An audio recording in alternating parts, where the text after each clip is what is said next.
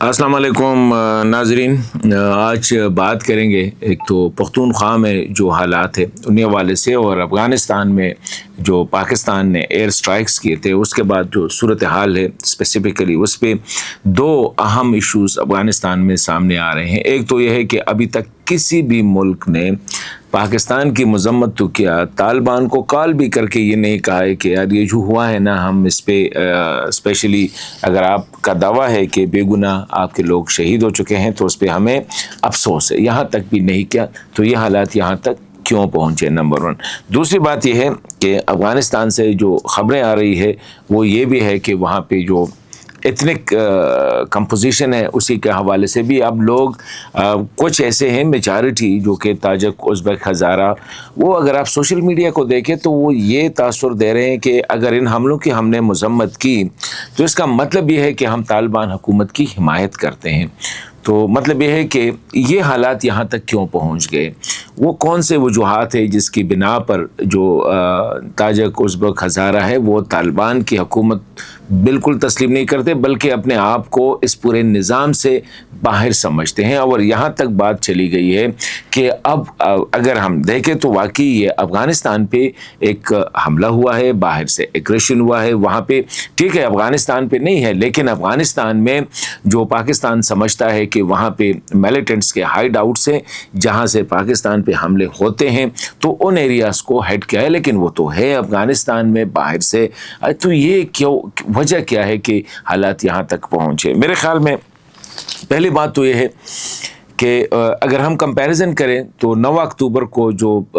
پاکستان نے سٹرائکس کیے تھے افغانستان کے اندر، تو فوری طور پر انٹرنیشنل کمیونٹی موبلائز ہو چکی تھی۔ سعودی عرب نے کال کی، کہتے ہمارے، ترکیہ نے کی، چین نے کیا، ایران نے کیا، سب نے کہا کہ یار اسکلیٹ نہ کرے۔ پاکستان کو بھی کہا کہ آپ ہاتھ ہولا رکھے اور طالبان کے ساتھ بھی مطلب یہ کہ کمیونیکیشن رکھی اور فوری طور پر سچویشن کو ڈیفیوز کیا۔ اس دفعہ کوئی بھی نہیں آیا، نہ کسی نے کال کی، نہ کسی نے انٹروین کیا، یہاں تک کہ ایران نے بھی نہیں کہا ہے کہ یار نہ کرو، میرے پڑوس میں یہ چیزیں نہ کرو۔ نہ ترکمانستان نے، نہ تاجکستان نے، نہ ازبکستان نے، نہ روس نے، نہ چین نے، نہ سعودی عرب نے، نہ کسی اور مسلم ممالک نے اس پہ افسوس کا اظہار تک بھی نہیں کیا۔ افسوس کا اظہار مطلب یہ کہ پاکستان نے تو یہ وجہ کیا ہے کہ اس کی جو خاموشی ہے وہ اکثر افغان اس کو سمجھتے ہیں کہ دنیا کی خاموشی جو ہے اس کا مطلب یہ ہے کہ پاکستان کی موقف جو ہے وہ درست ہے اور دنیا پاکستانی موقف کے ساتھ ہے۔ اس کی ایک وجہ بھی ہو سکتی ہے، وجہ یہ ہو سکتی ہے کہ جب اکتوبر میں پاکستان نے سٹرائکس کیے تو وہ فوری طور پر پاکستان نے ریڈ لائن ڈرا کیا کہ اس کے بعد ہم جہاں سے ہم پہ حملے ہوں گے ہم ادھر کریں گے۔ خیر طالبان، قطر وغیرہ یہ سارے بیٹھ کے کہتے ہیں بات چیت کرتے ہیں، پاکستان نے کہا ٹھیک ہے بات چیت کرتے ہیں۔ استنبول یا دوحہ میں جو مذاکرات ہوئے اس میں ایک ڈراپ پہ ایگریمنٹ بھی ہو گئی اور آخری باتیں یہ ہو رہی تھی کہ کس طرح جی مانیٹرنگ کس طرح ہوگی، آبزرویشن کس طرح ہوگی، ایک دوسرے کو کمیونیکیشن کیسے ہوگی، مطلب یہ کہ وہ چھوٹے چھوٹے نیٹی گریٹی یا جو ٹیکنیکل چیزیں ہیں اس پہ اوور آل ایگریمنٹ ہو چکا تھا، تو اس پہ باتیں ہو رہی تھی۔ وہ ناکام ہو گئے اچانک، تو قطر چلا گیا، پھر سعودی عرب آ گیا۔ اس دوران افغانستان سے پاکستان میں حملوں میں تیزی آ گئی۔ اسلام آباد میں حملے ہوئے، دھماکے ہوئے، بنو میں ہوئے، وانا میں ہوئے، میران شاہ میں ہوئے، ڈی آئی خان میں ہوئے، پشاور میں جو ہے خودکش حملے ہوئے۔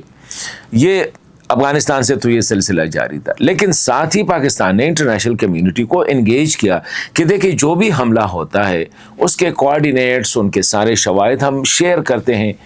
طالبان کے ساتھ اور ان کو بتا دیتے ہیں کہ یہاں سے ہوئے، آپ کارروائی کریں، ہم نہیں کر رہے ہیں، آپ کارروائی کریں، آپ کارروائی کریں۔ اور طالبان ڈینائل میں کہ نہیں یہاں بھی نہیں ہے، یہ تو پاکستان کا اپنا مسئلہ ہے، اندرونی مسئلہ ہے، بلا بلا بلا، thing like that. Afghan Taliban یہ کہہ رہے تھے۔ اس دوران پاکستان نے جو کامیابی حاصل کی تھی وہ یہ تھی کہ پوری دنیا کو سینسٹائز کیا کہ ہاں افغانستان سے پوری دنیا کی امن کو خطرہ ہے۔ اب یو این رپورٹس آ گئے، ساتھ ہی چین کی طرف سے، روس کی طرف سے، ہر جگہ سے، سگار، امریکی جرائد، مختلف خبریں آ گئی کہ جی افغانستان جو ہے نا یہ ایک تھریٹ ہے پوری دنیا کے لیے، اور یہاں پہ جو ملیٹنٹ تنظیموں کے جو اڈے ہیں، جو گڑھ ہیں، جو ان کے ٹریننگ سینٹرز ہیں، جو ان کے ٹھکانے ہیں، یہ خطے کے لیے اور دنیا کے لیے ایک خطرہ ہے، امن کے لیے خطرہ ہے۔ اس پہ اب جو ہمارے دوست ممالک تھے اسپیشلی قطر، چین، ترکیہ وغیرہ، ایران وغیرہ، یہ پہلے سے تھوڑے سے تھپے ہوئے تھے افغان طالبان کے رویے سے کہ وہ مانتے ہی نہیں ہے بات. ادھر پاکستان ثبوتیں پیش کر رہی، کہتے نہیں ہے اس طرح، نہیں ہے اس طرح، نہیں ہے اس طرح. اب یہ حملہ ہوا. جب یہ حملہ ہوا تو باقی تو سینسٹائزیشن ہو چکی تھی، پوری دنیا کو پتہ تھا کہ افغانستان جو ہے اس وقت دہشت گرد ملیٹنٹ نیٹ ورکس کا ہب بنا ہوا ہے، اڈا بنا ہوا ہے، مارکیٹ ادھر ہی ہے، افغان طالبان کو سپورٹ کر رہے ہیں. تو پاکستان نے جو کیا ہے وہ ٹھیک کیا ہے. تاثر یہ دیا گیا، ان کی خاموشی کا مطلب ہے کہ پاکستان نے ٹھیک کیا ہے. اب افغانستان کی طرف سے ہے کہ یہ 18 لوگ بے گناہ شہید ہوئے ہیں، ڈیفینیٹلی ہوئے ہوں گے،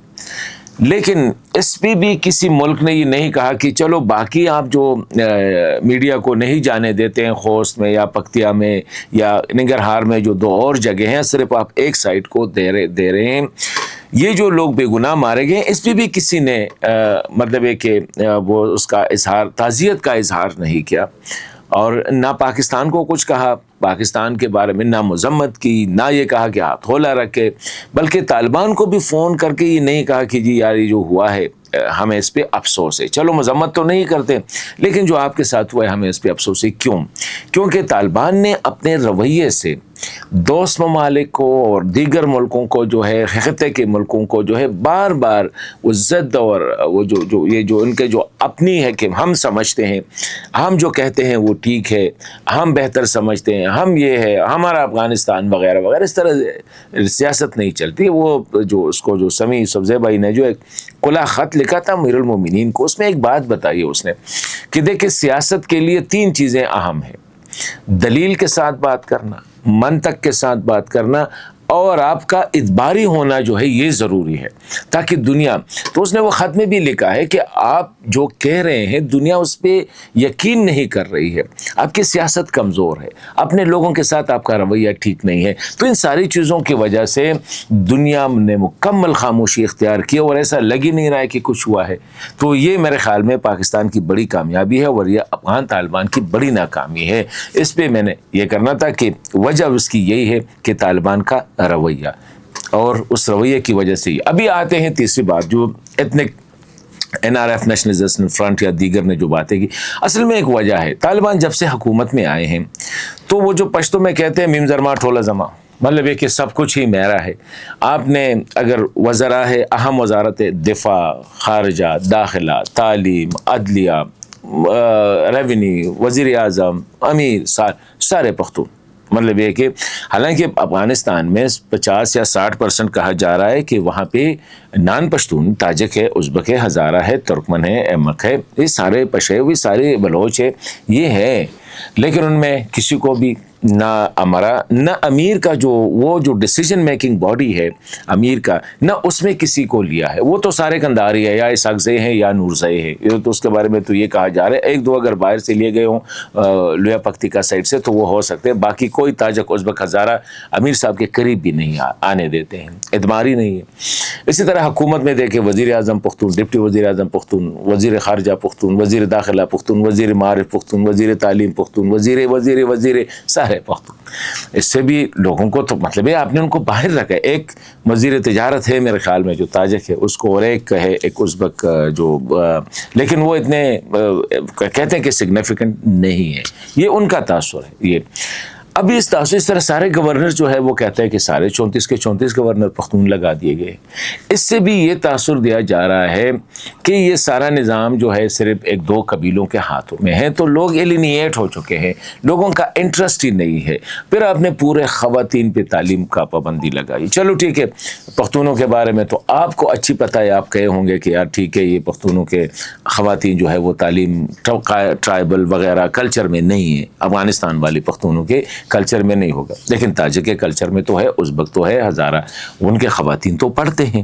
وہ تو ہسٹوریکلی بڑے ایجوکیٹڈ لوگ واقع ہو، تو ان کے لیے یہ بڑا عجیب فیصلہ ہے. حالانکہ اس نے پختون خواتین بھی